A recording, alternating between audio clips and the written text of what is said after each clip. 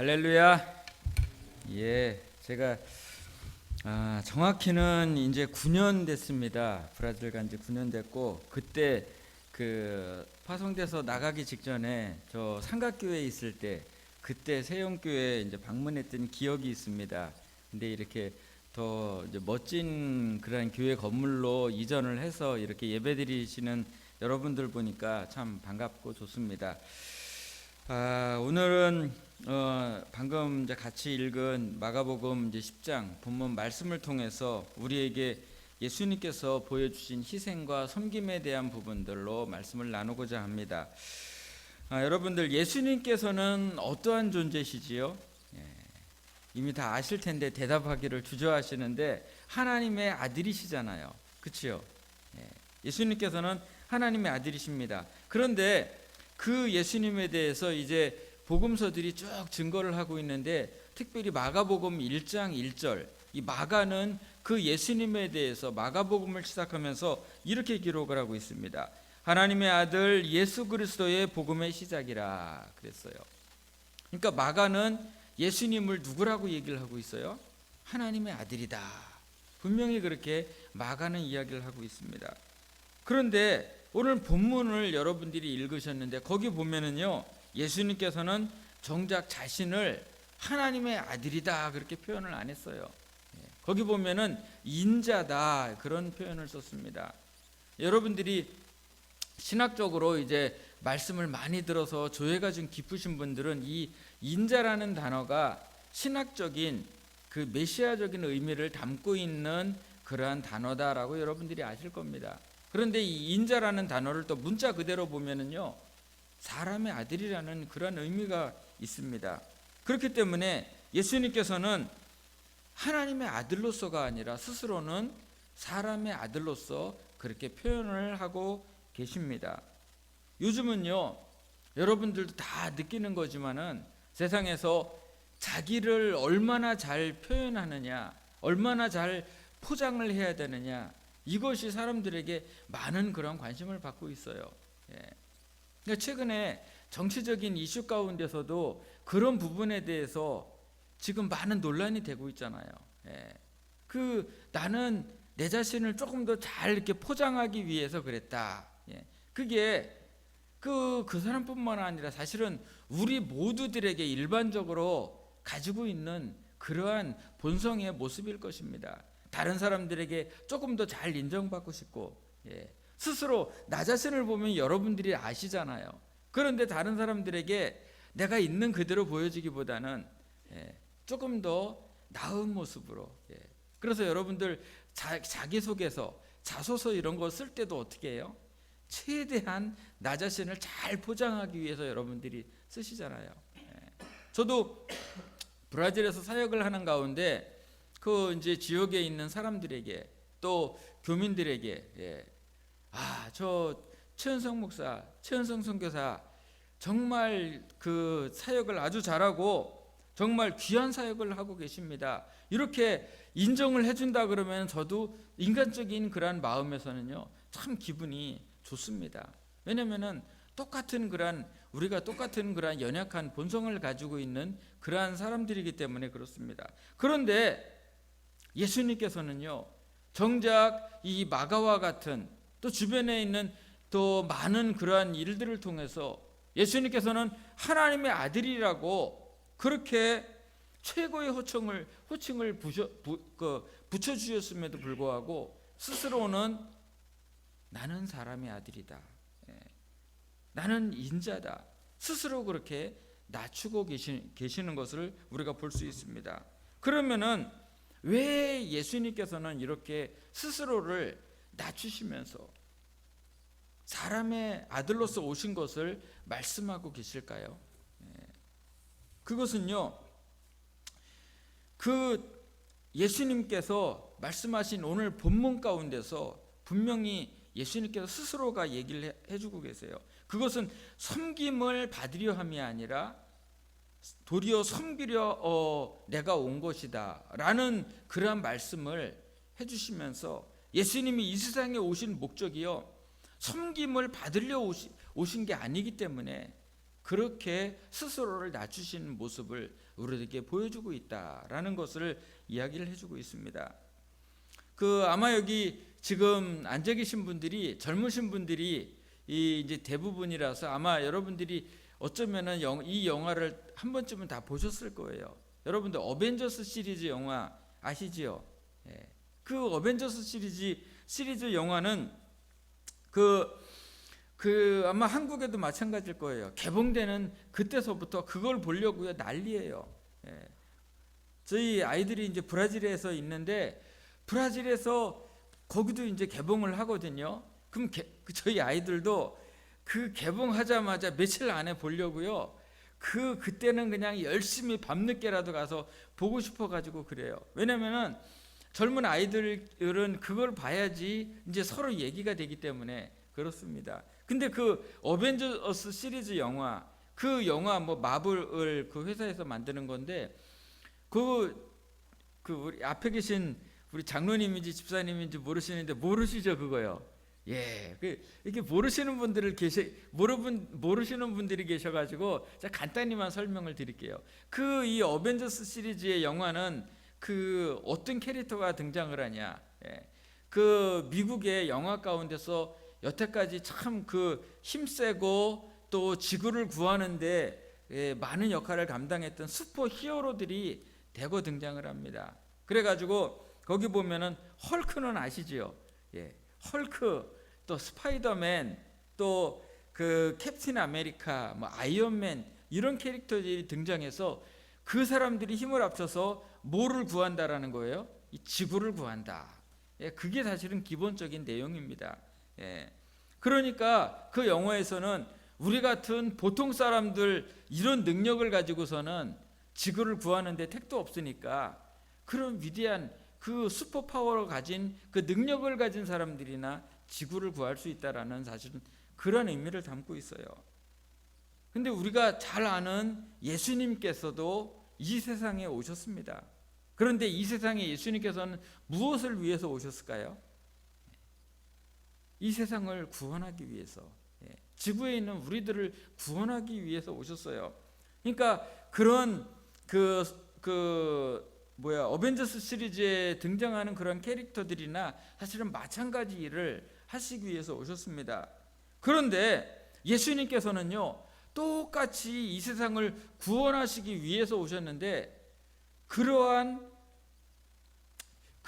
전능하신 모습으로 또 하나님의 아들로서 정말 파워풀한 모습으로 이 세상에 오시지 않았어요. 우리보다 더 보잘것없는 모습으로 불과 한 달도 안 된 얼마 전에 우리가 성탄절을 지났잖아요. 그 성탄절에 우리가 어떠한 예수님을 의미를 우리가 맞이했습니까? 보잘것없이 마구간에 아기 예수로 오신 그 예수님을 우리가 경배했잖아요. 예수님께서는 어벤져스 시리즈에 나온 그런 이들과는 이 지구를 구하는 방식이 달랐기 때문에 그러한 방식으로 이 세상에 오실 수밖에 없었습니다. 물론 예수님이 사역하시는 가운데서도요 유혹이 참 많았어요. 여러분들이 아시는 것처럼 공생의 초기에 사탄이 예수님을 3번씩이나 유혹을 했잖아요. 그때 예수님에게 사탄이 유혹했던 게 어떠한 유혹이에요? 네가 정말 진짜로 하나님의 아들이거든 이러한 능력을 우리들에게 보여달라. 그것은 무슨 의미냐면요 예수님이 더 이상 겸손한 모습으로 있지 않기를 원하셨던 거예요. 자기를 드러내고 많은 사람들에게 자기가 능력이 이렇게 많다라는 것을 드러내면서 겸손한 모습, 이 세상에 섬기러 오신 예수님의 모습으로 그러한 모습을 잃게 만들려는 그러한 유혹의 모습이었습니다. 그리고 예수님께서 십자가에 달리실 때도 그 앞에 있는 군인들이 뭐라고 그랬나요? 네가 진짜로 하나님의 아들이거든 달린 그 십자가에서 네가 내려와라 그랬잖아요. 막상 예수님께서 정말 그 이야기를 듣고 내가 정말 하나님의 아들인데 이까짓 거 내가 못해? 그래서 십자가에서 내려오셨다면은 어떻게 됐을까요? 예수님은 우리를 위해서 세상을 구원하는 그 사역들을 온전히 감당하지 못하셨을 것입니다. 예수님께서는 이 세상에서 그래서 오셔서 행하신 일들이 그런 다른 모습으로 우리들을 섬기셨습니다. 다양한 모습으로 소외된 이들을 찾아가셨고요. 말씀이 필요한 이들에게는 말씀으로, 또 그 하나님의 영이 필요한 이들에게는 귀신을 내어 쫓고, 또 그 육신의 치료가 필요한 이들에게는 그들을 고쳐주며 그들의 필요대로 채워주셨던 그러한 예수님의 모습을 우리가 보게 됩니다. 그리고 예수님께서는요, 궁극적으로 자기의 목숨을 많은 사람들에게 대성물로 내어주셨어요. 저도 선교사로 9년 전에 나아갈 때 이러한 예수님의 모습을 보면서요, 스스로에게 이런 질문을 해봤어요. 나도 예수님처럼 이렇게 그곳에 가서 낮아지는 모습으로, 그러한 모습으로 정말 사역을 감당할 수 있을까? 시간이 지나면서 보니까요, 정말로 그런 부분들이 쉽지 않다라는 것을 깨달을 수밖에 없었습니다. 그런데 예수님께서는 그 사역을 마무리하는 그 마지막까지 그렇게 사람들을 섬기시고 목숨까지도 내어주시는 그러한 놀라운 그러한 사역들을 감당하셨습니다. 이제 잠시 제가 사역을 했던 부분들을 또 여러분들하고 나눴으면 좋겠습니다. 요즘에는 한국에 아마 여러분들 가정 가운데서 냉장고가 아마 여러 대 있을 거예요. 기본적으로 기본 냉장고가 한 대 있죠. 그리고 또 무슨 냉장고가 있어요? 김치 냉장고가 있어요. 그리고 또 냉장고는 아니지만 물건을 넣는 냉동고가 있어요. 그렇죠? 보니까 예전에는 한국에 그 냉장고가 그렇게 세 종류가 다 있지 않은데 요즘에 보니까 대부분 그 정도가 다 있는 것 같습니다. 근데 저희 어머님 댁에도 지금 저희가 그 부모님 댁에 지금 있는데 보면은 어머님도 두 분만 사시는데도요, 그 냉장고들이요 가득가득 차 있어요. 그래서 어머니 이거 두 분만 계시는데 왜 이렇게 가득 차 있어요? 그래도 야, 막 그거 다 필요한 거야, 다 먹을 거야 그래요. 아마 제가 볼 때는 그 냉장고에 있는 것들만 파먹어도요 한 두 달은 그 슈퍼에서 아무것도 안 사도 다 여러분들도 드실 수 있을 것 같아요. 그래서 나온 TV 프로가 뭐예요? 냉장고를 부탁해. 하도 냉장고에 많이 넣어놓고 그걸 처리를 못하니까 그러고 있잖아요. 근데 제가 있는 그 브라질에는요, 대부분 가정들이 냉장고 하나밖에 없습니다. 그리고 그 냉장고도 여러분들 가정에서 쓰고 있는 뭐 양문형 냉장고나 큰 냉장고보다 일반적으로 다 작아요. 옛날 여러분들이 한 80년대 그럴 때 썼을 만한 좀 작은 일반적인 그런 모델 있잖아요. 대부분 가정들은, 그러니까 부유한 가정들이야 더 대형 냉장고를 쓰겠지만 일반 가정들 가보면 다 그 정도 사이즈 하나밖에 없어요. 근데 거기도 2020년 한국보다는 한 달 정도 늦어서 코로나 팬데믹이 막 이제 확산이 되었습니다. 그래서 2020년 3월 달에 바이러스가 확 퍼졌어요. 그래서 아이들 학교들도 다 문을 닫고, 제가 하는 그 미랄의 사역도 2020년 3월 17일 날부로 이제 문을 닫게 됐어요. 너무 이제 급속하게 확산이 되니까 잠시 이제 오지 말라. 근데 그 당시에는 문을 닫으면서 한 2주쯤 있으면은 다시 오픈할 수 있을까? 한 달쯤 있으면은 괜찮을까? 그런 생각을 하고 있었죠. 그런데 문을 닫은 지 한 2주 정도 있다가 4월 초쯤에 장애인 이제 저희 미랄 학생들 가정에서 연락이 오기 시작하는 거예요. 저희 먹을 게 다 떨어졌어요. 아무것도 먹을 게 없어요. 이제 팬데믹이 시작이 되면서 그 가정들이 그 도움이 이제 필요해졌습니다. 그래가지고 저희가 원래는 이제 미랄이 구호단체는 아니잖아요. 그래서 식료품 나눠주고 이런 사역은 감당하지 않았었는데, 너무 이제 갑작스럽게 먹을 것이 없고 또 뭐 가스 뭐 이런 거 요리해 먹는데 가스통에 가스가 다 떨어졌다 이런 얘기를 듣고 긴급하게 이제 구호 사역들을 같이 병행할 수밖에 없었습니다. 그래서 2020년에는 한 달에 2번씩 해서 한 15번 정도 이제 그 도와주는 사역들을 감당했었고, 작년에도 계속적으로 뭐 빈도수는 조금 줄였지만 그래도 계속 이제 그런 식료품 나눠주고 하는 것들을 감당했고, 또 그 뭐 현장 프로그램들을 계속 할 수가 없었기 때문에 이제 선생님이 그 장애아동 그 가정들을 방문해서 가정 그 일주일에 한 번씩 그 수업을 이제 하는 그런 것, 그리고 저도 이제 한 달에 한 번씩은 이제 식료품 전달하면서 방문하고 이러는 프로그램으로 이제 바꿔서 저희들이 진행할 수밖에 없었습니다. 그런데 그렇게 그 코로나로 인해서 어쩔 수 없이 이제 그렇게 진행을 하고 있었는데, 그 저희가 연말쯤에 이렇게 부모님들하고 대화를 나누면서 교제하면서 정말 놀라운 그러한 그 은혜를 경험했어요. 뭐냐면은 그 부모님들이 그러시는 거예요. 이 브라질에 많은 다른 이제 브라질 사람들이 사역하는 그 장애인 기관들 단체들이 있잖아요. 그 단체들이 상당수의 많은 그러한 기관들이 문을 닫거나 프로그램을 중단하고 있다라는 거예요. 왜냐하면 정부에서 주는 지원금이나 후원금 이런 게 모자라서 대부분 문을 닫고 있는데, 저희도 사실은 그렇게 문 닫고 있어도 누가 뭐라고 안 하는 상황이에요. 그럼에도 불구하고 정말 하나님께서 정말 그 먹을 게 떨어져서 그 연락이 오는 그 가정들 모른 채 할 수 없으니까 저희가 힘 닿는 대로 할 수 있는 방법대로 사역을 감당했는데, 이제 이 브라질 장애 가정들이 바라보니까 정말 이 미랄에서 본인들이 가장 어려울 때 자기들을 외면하지 않고 같이 섬겨주고, 지금까지 한 1년 반, 2년 이제 가까이 되는 시간 동안 계속 섬겨준 이 모습들을 보고, 그 이전보다, 코로나 전보다 더 저희에게 이제 신뢰를 주고 있는 모습들을 저희가 지금 경험을 하고 있습니다. 가장 어려울 때, 끝까지 이럴 때도 본인들을 외면하지 않고 함께 해줬다.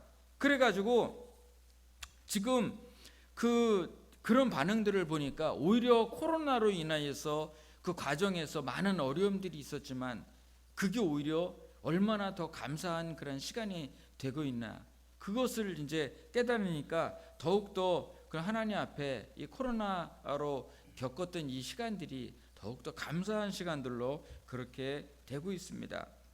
제가 생각하기에는 이 세영교회도 하나님께서 분명히 이 세워주신 그러한 목적이 있고, 또 하나님께서 이 세영교회를 통하여서 기대하고 있는 그러한 바가 있을 거라고 생각을 합니다.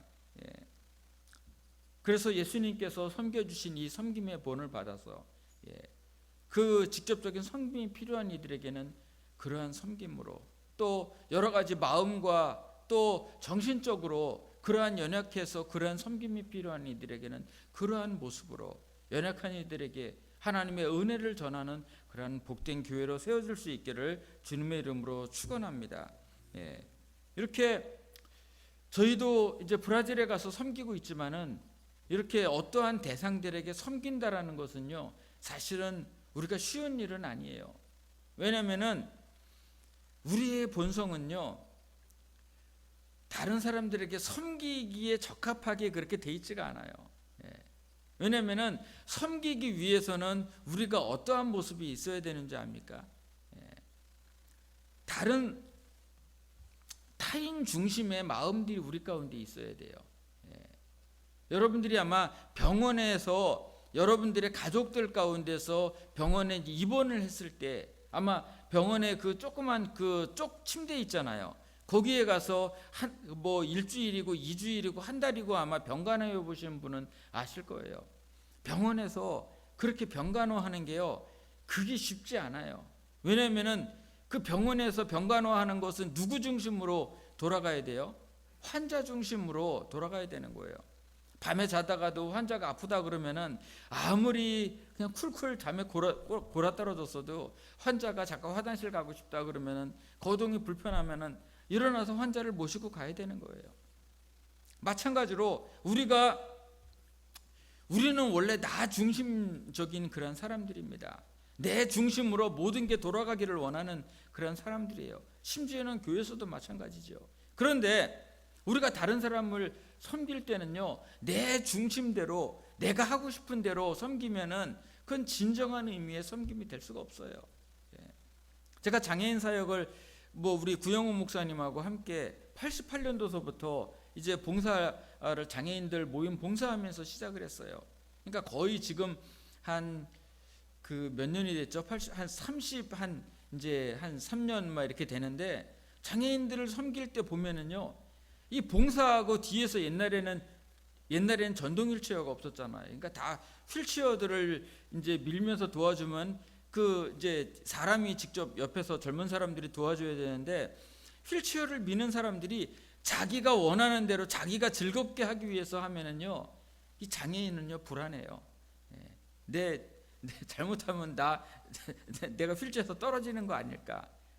얼마나 그 불안한 그런 마음을 갖는지 몰라요. 그러니까 도와줄 때는 내가 하고 싶은 방식대로, 내가 좋아하는 방식대로 하면은요, 그것은 진정한 의미의 섬김이 될 수가 없습니다. 섬김을 받는 그 대상을 중심으로 해서 섬길 때, 그때 진정한 의미의 섬김이 될 수 있는 거예요. 그렇기 때문에 예수님께서 우리 말씀을 보면은요, 그렇기 때문에 예수님께서 하나님의 아들의 그 영광스러운 모습으로 오셔서 섬기신 것이 아니라 연약한 그 사람의 아들의 모습으로, 우리와 똑같은 모습으로 오셔서 연약한 자의 모습으로 섬겼던 것을 우리가 많이 볼 수 있는 것입니다. 그렇기 때문에 우리가 세상에 대해서 또 예수 믿지 않는 그런 사람들에 대해서 섬길 때에 우리가 무엇이 필요한가? 우리의 겸손함이 필요한 것입니다. 우리가 겸손할 때, 그러할 때, 행동으로 먼저 보여줄 때, 입만 동동 뜨고 물에 빠졌을 때 세상 사람들이 그러잖아요. 예수 믿는 사람들은 물에 빠져도 입만 동동 뜰 거야 그러잖아요.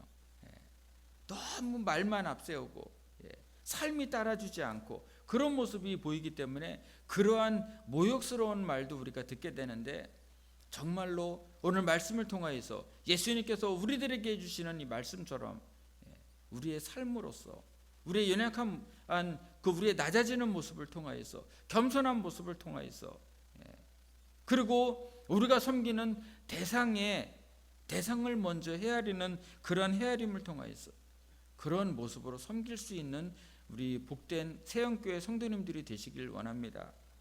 우리가 그렇게 낮은 자리로 돌아가야 되는 것은 왜일까? 바로 예수님께서 그렇게 하셨기 때문입니다. 여러분들의 주변에 눈을 들어서 여러분들을 보시길 원합니다. 저처럼 멀리 브라질 같은 멀리 해외에 나가지 않더라도 우리 주변에, 이 대한민국 땅 주변에 참으로 섬길 이들이 많다고 저는 생각을 합니다. 비록 우리 대한민국이 경제적으로는 많이 부유해졌어요. 저도 지금 몇 년에 한 번씩 가끔 이렇게 한국에 방문할 때마다요, 이 한국이 점점 경제적으로 또 주변의 여건상으로 굉장히 나아지는 모습들을 보게 돼요.